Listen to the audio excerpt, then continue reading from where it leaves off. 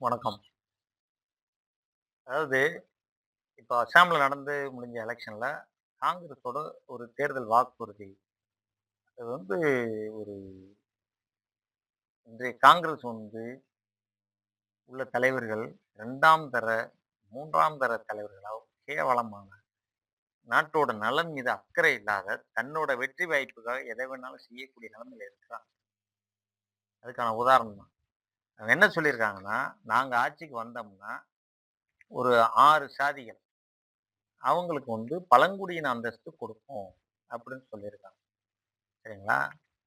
இது இப்படி ஒரு தேர்தல் வாக்குறுதி குடுக்குறதுக்கு ஒரு கட்சிக்கு அதிகாரம் இருக்குன்னா கண்டிப்பா இல்ல.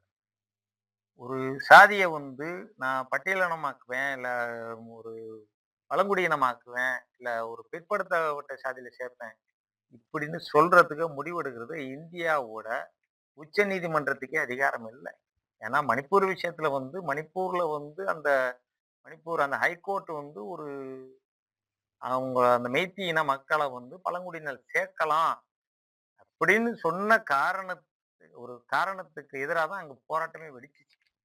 தமிழ்நாட்டுல உள்ள அரசியல்வாதிகளோ, நியூஸ் மீடியாவோ சொல்ற மாரி அங்க பிஜேபியால ஏற்படுத்தப்பட்ட கலவரம். இடஒதுக்கீடு சம்பந்தப்பட்ட கலவரம் தான் மணிப்பூர்ல நடக்குது. இப்ப அதே நெருப்ப அசாம்ல பத்த வைக்க தான் காங்கிரஸ் முயற்சி பண்ணுது. ஏன்னா காங்கிரஸ் அசாம்ல ஜெயிக்க வாய்ப்பு. சரிங்களா? ஆனா நம்ம ஜெயிக்காட்டி நாங்க நெருப்பு எரியட்டுமே. அத வச்சு நம்ம ஓவரால் இந்தியா முழுக்க அரசியல் பண்ணலாம். இப்ப மணிப்பூர காமிச்சு அரசியல் பண்ண மாரி பண்ணலாம். அவ்வளவுதான். சரிங்களா?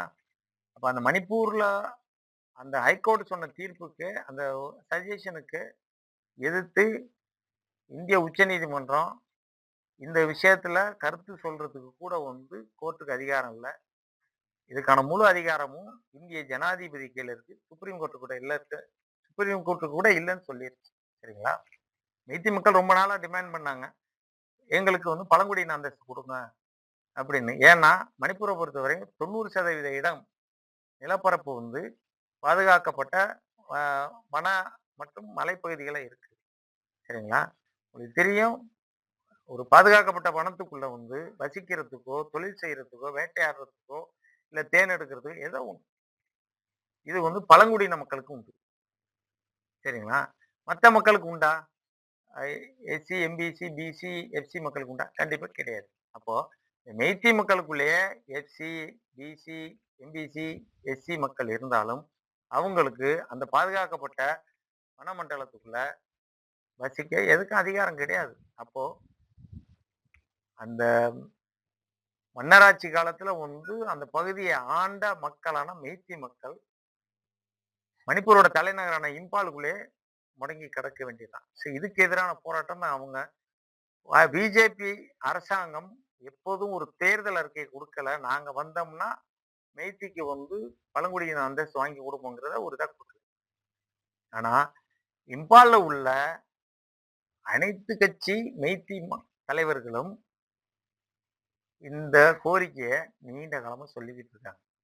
அப்படி சொன்ன ஒருத்தவர் தான் பிஜேபியோட சிஎம் பைரன் சிங். சரிங்களா? அது அங்க ஒரு நேச்சுரலான எதிர்பார்ப்பு இருக்கு. ஏன்னா பழங்குடியின மக்களுக்கு கல்வியில ரிசர்வேஷன் இருக்கு, வேலைவாய்ப்புல ரிசர்வேஷன் இருக்கு, மற்றும் வாக்கு எஸ்டி தொகுதின்னு ஒரு குறிப்பிட்ட தொகுதியை ஒதுக்கணும், ரிசர்வ் பண்ணணும். அவங்களோட விகிதாச்சார அடைவுல ஒதுக்கணும்.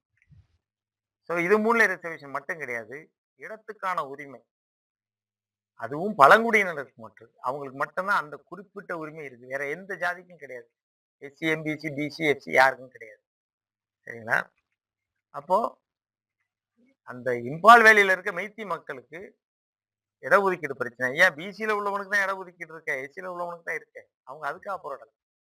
அவங்களுக்கு அந்த இடத்த அனுபவிக்கிறது அந்த மாநிலத்துல இல்ல. இப்ப தமிழ்நாட்ட பொறுத்தவரை பாத்தீங்கன்னா, தமிழ்நாட்டுல உள்ள ஒரு உதாரணத்துக்கு எஸ்சி, பிசி, எம்பிசி, எஸ்சி மக்கள் தமிழ்நாட்டுல தஞ்சாவூர், புதுக்கோட்டை, ராமநாதபுரம் 3 மாவட்டத்துக்குள்ள தான் வாழணும். 3 மாவட்டத்துக்குள்ள தான் தொழில் பண்ணணும். இவங்க மத்த மாவட்டத்து ஏரியாக்குள்ள போகக்கூடாது. மத்த மாவட்ட அனைத்து பகுதிகளும் எஸ்டி மக்களுக்கு அப்படின்னு சொன்னாக்க ஏத்துவாங்களா?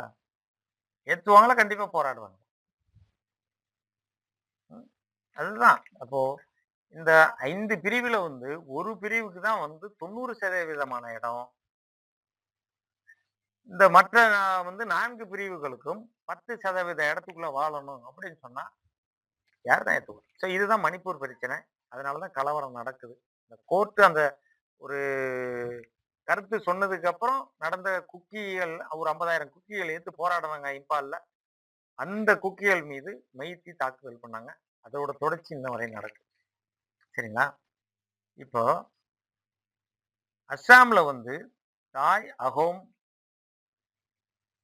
மதக், கொச், ராஜ்போன்ஷி, டி டிரைப்ஸ் மற்றும் சூத்தியா அப்படின்னா அது வந்து ஹிந்தியில கெட்ட வார்த்தை மாதிரி இருக்கு. மோரான் அப்படிங்கிற ஒரு இனம். அதுவும் இங்கிலீஷ்ல கெட்ட வார்த்தை மாதிரி இருக்கு. ஸோ இந்த 6 சாதி பிரிவுகளுக்கும் காங்கிரஸ் ஆட்சிக்கு வந்தா நாங்க பழங்குடியின அந்தஸ்து கொடுப்போங்கிறது அவங்களுக்கு உண்மையிலே அதிகாரம் இருக்கா? இல்ல. ஏன்னா யாரெல்லாம் பழங்குடியா இருக்கலாம் அப்படிங்கிறதுக்கு இந்திய அரசாங்கம் 1965ல பி.என். லோக்கூர் தலைமையில ஒரு வரையறையை உருவாக்கி இருக்காங்க. சரிங்களா? அந்த வரையறை என்ன சொல்லுதுன்னா, பழங்குடியினங்கிறவன் அவனுக்குன்னு ஒரு தனித்துவமான மொழி, தனித்துவமான கலாச்சாரம், உடை, உணவு எல்லாம் இருக்கும். சரிங்களா? அவங்க வந்து மிக பழங்கால டெக்னாலஜி தான் பயன்படுத்தணும். லைக் வேட்டையாடுறதுக்கு போ ஆரோ எடுத்துக்கிட்டு அவங்க ஒரு நாகரிகம் அடையாத இப்ப மத்த மக்களோட ஒப்பீட்டளவுல நாகரிகம் அடையாம இருக்கும். அவங்க வந்து மத்த மக்களுகளோட ஒரு சர்வசாதாரணமா பழகாதவங்களா இருக்கும்.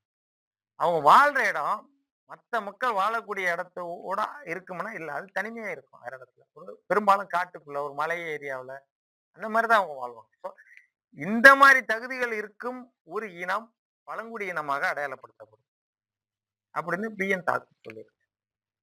சரிங்களா?